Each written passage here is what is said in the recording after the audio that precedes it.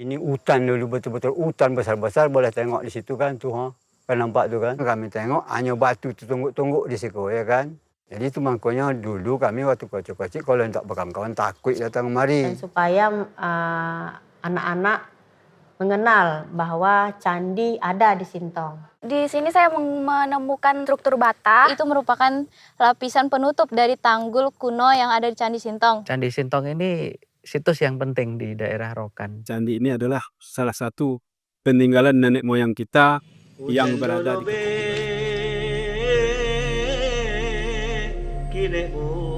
sabong sayang di anak di Tompuju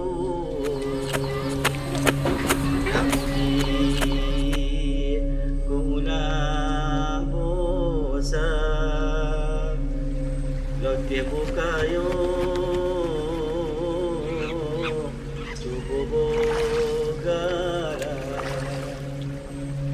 anakku soni lokelo bosa ulelo anak masuk sekolah.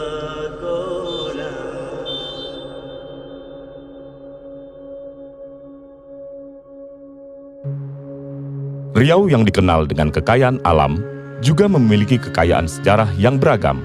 Tinggalan-tinggalan candi bersejarah terdapat di beberapa kabupaten. Salah satunya adalah Candi Muara Takus yang merupakan tinggalan arkeologis berumur lebih dari 1750 tahun. Penelitian terbaru menunjukkan bahwa masa pemanfaatan di kawasan Candi Muara Takus telah ada sejak tahun 248 Masehi.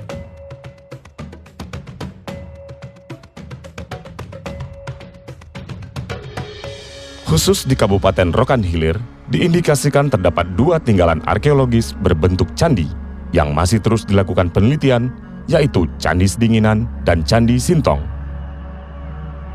Di daerah Sedinginan, terdapat tinggalan arkeologis berupa susunan bata kuno yang dikenal oleh masyarakat sebagai Candi Sedinginan. Namun, akibat perkembangan wilayah dan pemukiman masyarakat, keberadaan Candi Sedinginan hanya menyisakan susunan bata yang di atasnya telah berdiri rumah-rumah masyarakat. Kondisi ini menyulitkan untuk dilakukan penelitian dalam rangka rekonstruksi sejarah tinggalan arkeologis di wilayah pinggiran Sungai Rokan ini. Di Masjid Al-Mukhlisin Sedinginan yang sering disebut masyarakat sebagai Masjid Omeh atau Masjid Emas, pada saat penggalian pondasi menara masjid tersebut, tepatnya pada 3 September 1980, Pak Jamaluddin Kadi, Inan Upit, dan masyarakat menemukan tinggalan arkeologis berupa emas dalam bentuk rantai, cincin, dan guci berukir setinggi 46 cm.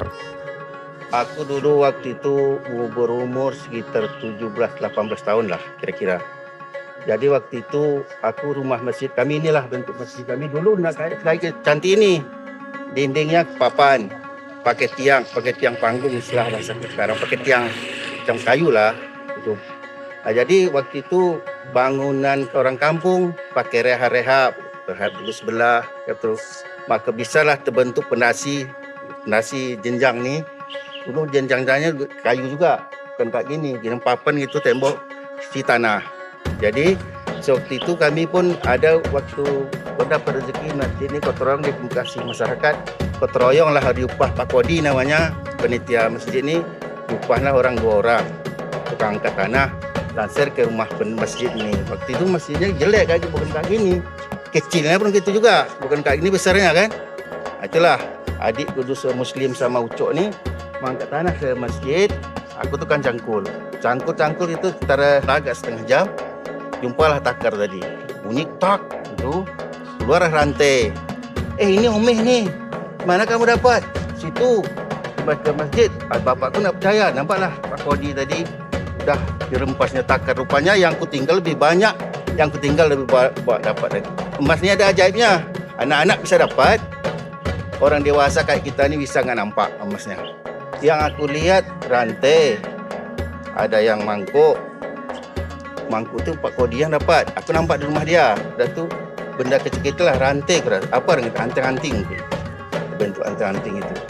Nah, itulah cuma 3 itu yang aku nampak. Sekitar 9 km dari Candi Sedinginan, terdapat Candi Sintong. Pola keletakan antara Candi Sedinginan dengan Candi Sintong yang relatif dekat dan pada sisi sungai yang sama memungkinkan adanya sebuah korelasi sejarah dan budaya di antara keduanya dan budaya lain di sepanjang Sungai Rokan.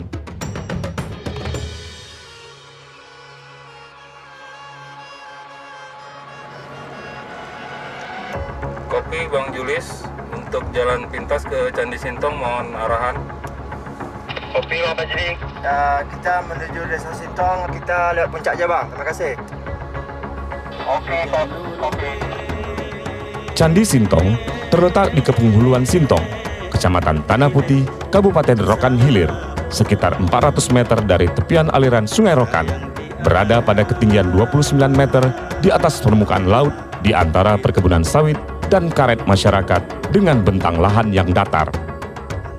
Untuk mencapai lokasi ini melalui perjalanan darat dari arah ujung Tanjung mengarah ke Simpang Solah, diteruskan ke Simpang Ajo Jatuh Bukudo, kemudian masuk ke jalan desa ke arah Jembatan Sintong. Jadi setelah diambil di Pugar ini kan diambil, jadi begitu tinggal lama-lama belum ada yang mengurus candi ini. Boleh dikatakan bahasa awaknya ya jadi hutan lah, ya kan. Setelah jadi hutan, diambil batunya, diambilkan, dipasangkan ke masjid itu. Ya tahun 40-an, 50-an lah itu, ya kan.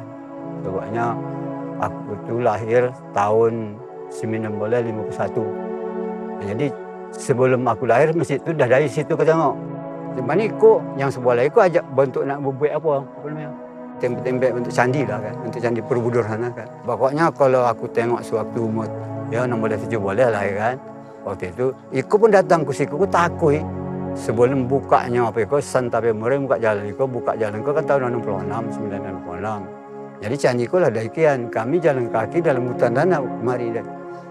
Jadi hanya apa namanya nama-nama anak kecil-kecil kan ingin menengok ya kan, waktu itu kan kayak apa itu bangun bawah dulu, dah terbangun dah teh kan, ada putar-putar itu kan. Nah itulah puang kalau aku nilai ajak potong tu kan, cobanya tenggelam dalam tanah aku dah. Ya dah di apa tanah tu kan paling-paling entah semeter 2 meter lah tingginya kan. Itu. Soma itulah berapa takut dah godang sonik gitulah akan jalan. Dah tinggal itu ikutlah dibikin lagi kulam di situ untuk peteri hijau itu kan. Itu kulam tak bisa sebarang mandi buang di situ. Kalau mandi mungkin pertama ada penyakit dan sampai sekarang ada yang belum pulang. Nah, itulah hilang 1 hari 1 malam.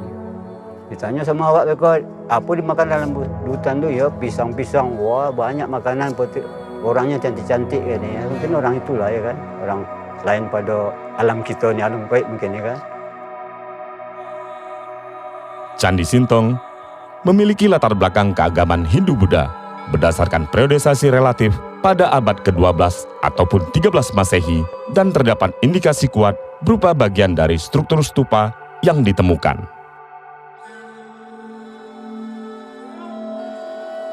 Di kawasan ini terdapat 2 zona inti. Pada zona inti 2, struktur gundukan tanah yang oleh masyarakat disebut sebagai tapak mahligai.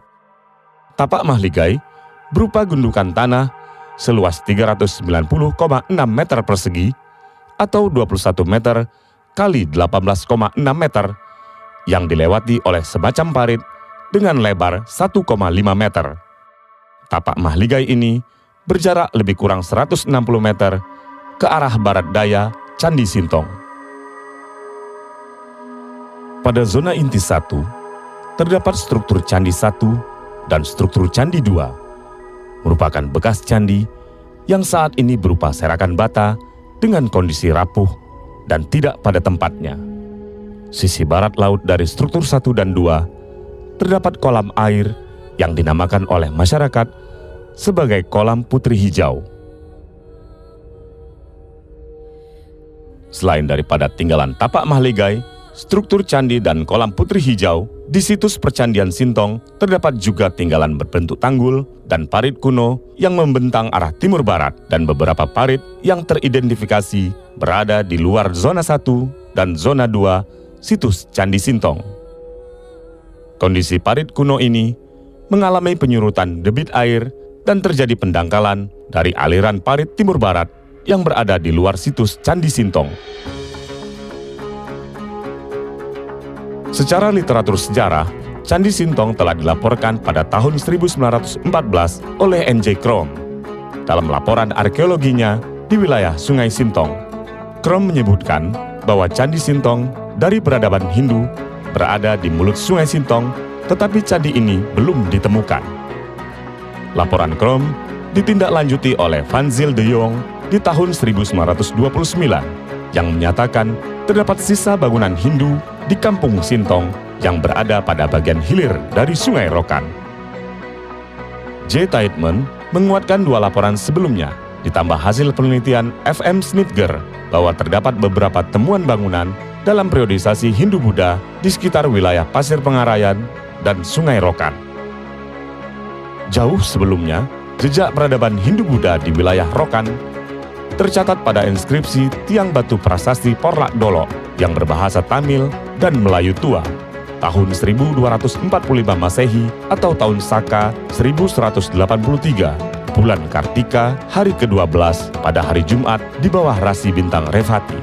Pada waktu itu, penguasa Rokan bernama Dipankara telah menerima kembali nama Gangasekara, rumah putri atau mahligai dari Rokan yang memuji pekerjaan yang mulia raja.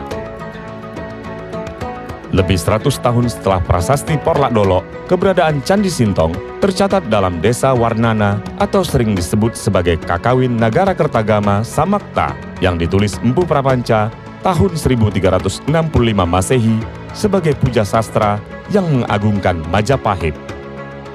Pada Pupuh 13, pada 1 disebutkan nama Rokan bersama dengan Kampar, Siak, Kandis, dan daerah lain di Sumatera yang dilindungi oleh Raja Majapahit.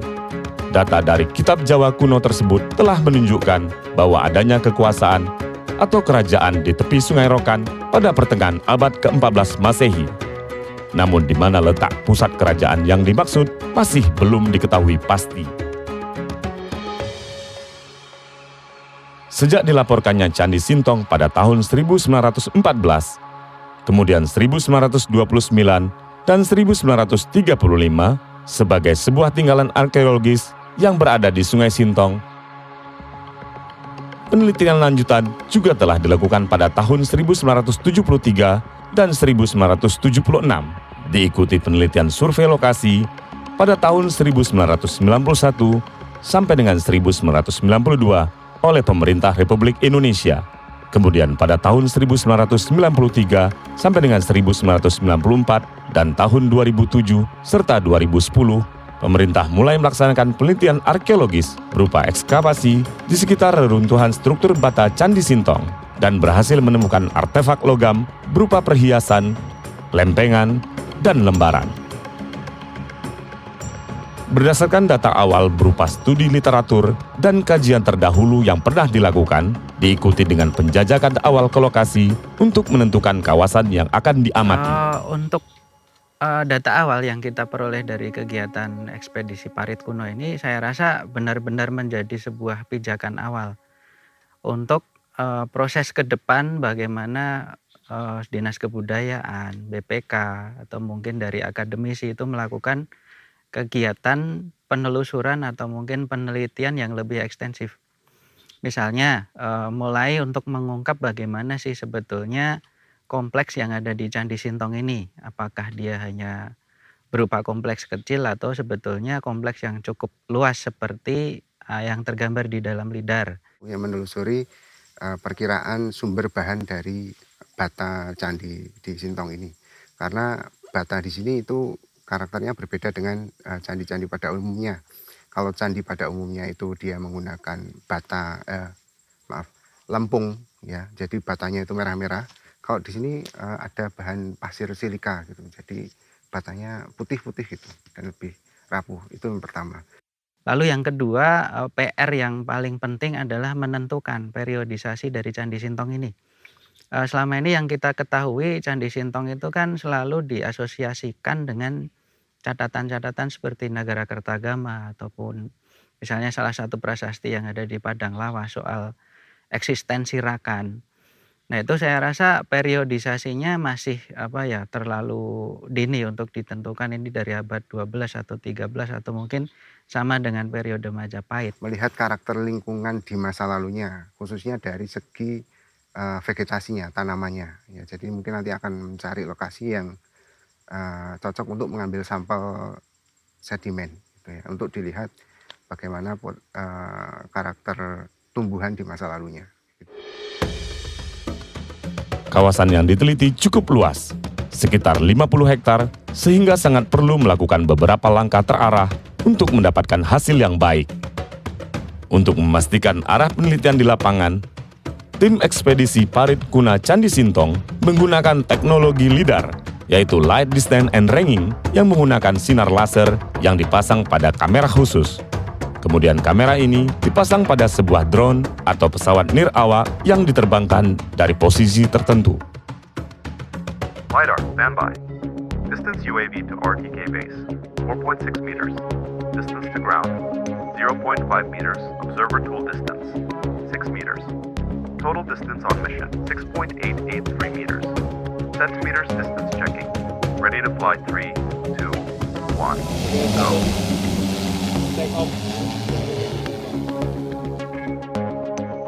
Teknologi ini digunakan atas bantuan organisasi riset dan penerbangan antariksa pada Badan Riset dan Inovasi Nasional untuk memetakan kontur tanah di sekitar Candi Sintong agar memberikan hasil yang lebih pasti. Untuk surveillance Candi Sintong. Nah, di sini menggunakan teknologi LIDAR, di mana topografi daripada kontur, konstruksi dan juga lingkungan environment sekitar target itu akan dipetakan melalui teknologi LIDAR ini yang akan dibawa dengan drone. Nah, drone dengan ketinggian kurang lebih sekitar 75 sampai 85 meter dari permukaan laut. Ini sangat berguna sekali untuk bisa merekonstruksi semua bangunan ataupun lingkungan, baik jalan ataupun pemukiman ataupun percandian. Dari hasil LIDAR, tim menentukan bagian mana yang akan diekskavasi, kemudian melakukan penentuan kotak ekskavasi pada situs dan parit kuno Candi Sintong. Area sekitar pagar Candi Sintong itu memang yang rencana akan kita ekskavasi itu teridentifikasi sebagai parit yang cukup dalam ya. Untuk tanggul-tanggul selain yang sudah terpetakan misalnya di sebelah sisi barat laut itu. Oh iya. Terhadap hasil LIDAR yang lebih luas, tim melakukan eksplorasi kawasan mencari bukti-bukti di lapangan. Ya, tantangan pada saat melakukan ekspedisi parit kuno di Candi Sintong ini yang pertama adalah untuk proses pengolahan data LIDAR-nya. Kondisi vegetasi di sekitar Candi Sintong ini meskipun beberapa itu masih berupa istilahnya perkebunan masyarakat ya yang sudah diolah, akan tetapi ternyata semak yang menutupi di bagian permukaan tanah itu cukup menyulitkan pada saat proses klasifikasi dari data LIDAR-nya. Sebagian semak itu ternyata kemarin terdeteksi sebagai gundukan, yang itu harus diproses ulang untuk bisa kita mengetahui sebetulnya level ground-nya seberapa. Itu tantangan pertama. Yang kedua, memverifikasi apakah betul fiturnya parit ini betul-betul artifisial yang dibuat di masa lalu. Nah, selain itu juga paling tidak mendapatkan gambaran jika memang terjadi gangguan, penyebabnya apa, dari manusia kah atau mungkin hanya alam saja.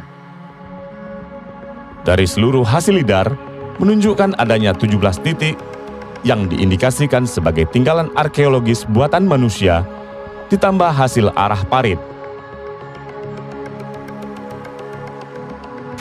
Ini gejala parit yang di sisi baratnya tapak Maligai yang memang menunjukkan kalau ini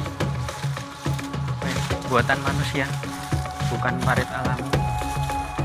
Di kanan kiri paritnya itu ada semacam tanggul, mungkin hasil dari galian parit lalu ditimbun di kanan kiri parit motong ini. Terus di sini ada gundukan ini. Iya, ya harus dibersihkan total biar nampak semua.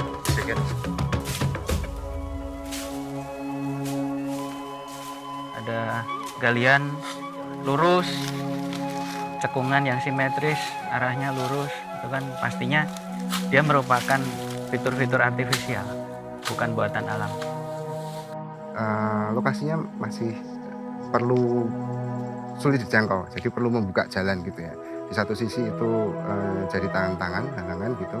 Di sisi lain itu justru yang membantu mungkin lokasi ini lebih banyak terlindungi gitu ya, tidak banyak dijangkau orang gitu. Ekspektasinya dari situ mungkin melihat mengambil sampel lagi yang lebih banyak untuk memverifikasi hasil yang kita dapatkan dari LIDAR ya.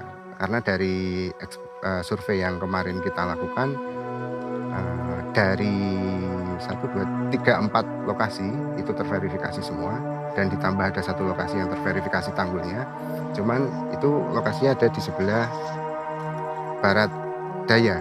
Nah, sedangkan ada asumsi lain di sisi sebelah tenggara situs yang belum kita verifikasi. Nah, harapannya ketika nanti mungkin melanjutkan risetnya, itu juga melakukan verifikasi dari LIDAR yang didapatkan.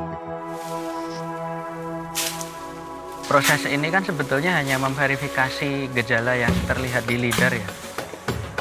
Proses selanjutnya memang sebetulnya harus ada pengecekan melalui penelitian arkeologis seperti ekskavasi, atau mungkin kita melakukan pemboran untuk melihat sedimen tanahnya. Karena dari proses penelitian seperti itu kita mungkin bisa mulai memastikan ini dulu apa, atau mana tahu ada gejala struktur bata atau ada temuan-temuan arkeologis lain yang mendukung asumsi. Jadi di sini kita menemukan tanggul yang di data LIDAR itu memang terlihat dia seperti gundukan, seperti polisi tidur, tapi memang besar sekali, hampir 40 meter. Proses dari penelusuran parit kuno yang ada di Candi Sintong ini terdiri atas 2 tahap. Ya, tahap pertama adalah kita memvalidasi data yang ada dari temuan LIDAR kemarin dengan melakukan survei lapangan. Kita target pertama adalah di area barat, menelusuri beberapa fenomena gundukan tanah dan parit kuno yang ada di data LIDAR itu, yang ternyata memang dari 5 sampel kemarin semua terverifikasi kalau itu adalah fitur hasil aktivitas manusia yang memang sengaja dibuat parit dan tanggul. Jadi pada saat pembuatan grid untuk sebuah situs, kita memerlukan alat ukur detail seperti contohnya theodolit, atau mungkin nanti akan lebih bagus lagi total station. Jadi pada saat ekskavasi biasanya kan kita menggunakan sistem grid yang ukuran gridnya umumnya 2 meter kali 2 meter. Tetapi nanti bisa disesuaikan dengan kebutuhan, apakah 2 meter kali 2 meter itu dibuka semua, atau hanya dibuka separuhnya, atau justru kita memerlukan sebuah grid yang di-extend sehingga membentuk parit atau istilahnya trench.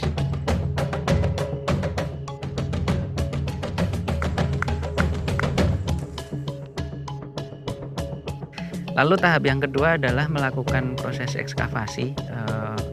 Sebetulnya bisa dikatakan ini test speed ya, karena dilakukan dengan cepat. Hasilnya ternyata menunjukkan bahwa salah satu tanggul parit yang ada di dekat Candi Sintong itu bahannya tidak hanya dari tanah, tapi juga termasuk ada bata-bata candi yang ada di situ.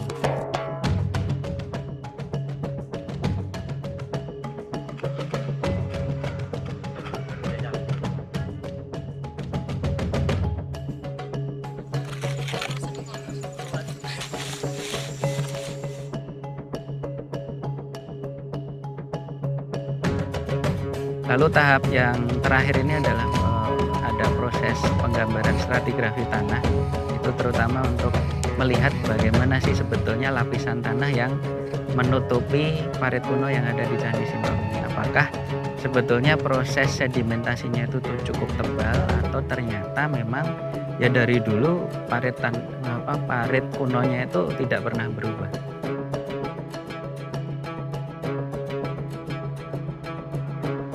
Nah, temuan yang ada di lapangan seperti pada saat proses survei menunjukkan bahwa periodenya mungkin bisa lebih tua karena ada beberapa keramik yang itu muncul dari abad 10 hingga abad 11. Apakah proses dari manusia menghuni di situs Sintong ini juga sinkron dengan proses pembangunan dari candinya? Saya rasa itu yang perlu diungkap nantinya. Selama ini yang kita ketahui Candi Sintong itu kan hanya ada 2 struktur ya, sama beberapa parit yang sebetulnya kalau dilihat dari laporan-laporan yang sudah ada itu kompleksnya tidak luas lah. Tetapi dengan adanya kegiatan ekspedisi parit kuno Candi Sintong ini menunjukkan bahwa sebenarnya Candi Sintong ini adalah sebuah kompleks yang luas. Ini dibuktikan dengan beberapa temuan dari pemetaan lidar yang mana itu ada beberapa gejala fitur-fitur artifisial seperti parit, tanggul, gundukan tanah yang pada saat proses kita melakukan validasi di lapangan memang sebetulnya itu adalah fitur-fitur artifisial yang tidak wajar itu sebagai sebuah bentukan alam. Untuk hipotesis ya yang saya dapatkan gitu dari penggalian dulu yang pertama. Dari penggalian, dari ekskavasi, saya kira ini memang ternyata sudah banyak disturbance yang disebabkan oleh manusia. Lebih spesifik lagi mungkin itu manusia yang melakukan penelitian. Karena dari 2 kotak ekskavasi ini saja kita menemukan barang-barang atau benda-benda yang sifatnya sudah recent sekali. Contohnya paku baru modern. Terkait dengan surveinya ada beberapa lokasi yang terverifikasi itu adalah fitur-fitur kuno. Fitur itu salah satu data arkeologi yang sifatnya tidak bergerak gitu ya. Salah satunya tanggul, terus kemudian ada parit juga, dan fitur seperti kolam gitu, tapi belum bisa terverifikasi kalau kolamnya itu.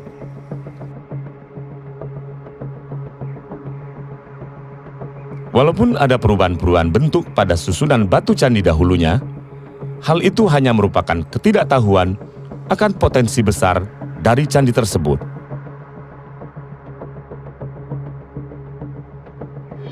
Untuk selanjutnya, proses eksplorasi harus bisa mengungkapkan bentuk asli dari tanggul, dari parit, dari kolam, dan mungkin semoga nanti bisa ketemu juga gundukan tanah yang itu mengandung tinggalan arkeologis seperti mungkin yang ada di Tapak Maligai.